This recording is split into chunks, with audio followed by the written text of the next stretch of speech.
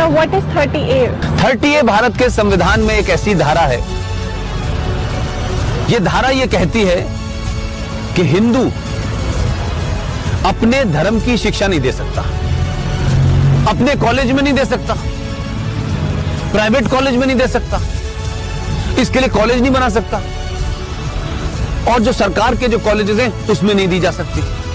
लेकिन एक धारा है 30, वो 30 धारा मुसलमानों को इस बात की इजाजत देती है कि वो अपनी मजहब की शिक्षा के लिए कॉलेज खोल सकते हैं, वो मदरसे चला सकते हैं, क्रिश्चियन अपने मदरसे चला सकते हैं, स्कूल इंस्टीट्यूशन चला सकते हैं जहां वो अपने मजहब की शिक्षा दे सकते हैं। मेरा सवाल यह है, क्या संविधान के निर्माताओं को इस बात का बोध नहीं था कि सिम्मी जी, अगर आप अपने धर्म की शिक्षा आपको नहीं मिलेगी तो आप में संस्कार कहां से आएंगे, आप में फेथ कहां से आएगा, आप वेद क्या हैं, पुराण क्या है, कैसे जानेंगे अगर आपसे कहा जाए आपको यह नहीं पढ़ना है।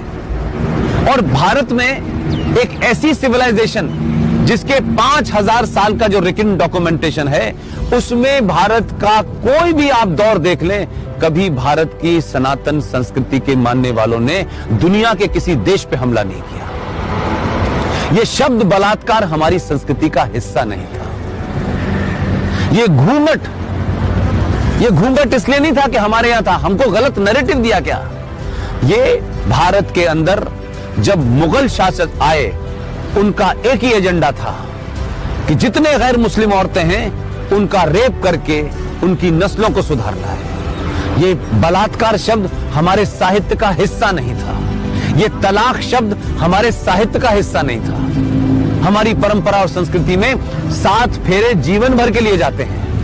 इस्लाम में शादी is a contract between 2 people, it's a business. आपने शादी मुझसे की और शादी करने के कुछ दिन के बाद आपको लगा कि मैं रहना नहीं चाहती, तो बिजनेस कॉन्ट्रैक्ट है, आपने कॉन्ट्रैक्ट कैंसिल कर दिया। तो आर्टिकल 30A भारत के संविधान से हटना चाहिए। इस देश के 90 से 95 करोड़ हिंदुओं को उनका शास्त्र क्या कहता है, उनका वेद क्या कहता है, इसकी शिक्षा की इजाजत देनी चाहिए। और मंदिरों के ऊपर जो हिंदू पैसा चढ़ाते हैं, यह भी एक लॉ है जो नहीं पता देश को। भारत के जितने भी मंदिर हैं उस पे जो पैसा चढ़ता है वो सरकार के खजाने में चला जाता है। और भारत के मजारों के ऊपर जो पैसा चढ़ता है, जो गुरुद्वारों में पैसा चढ़ता है, वो सारा का सारा पैसा उस धर्म के मानने वालों के पास चला जाता है। सिर्फ भारत के हिंदुओं का पैसा जो आप अयप्पा पे चढ़ाती हैं, जो महाकाल पे चढ़ाती हैं, जो वैष्णो देवी पे चढ़ाती हैं, वो पैसा सरकार ले लेती है।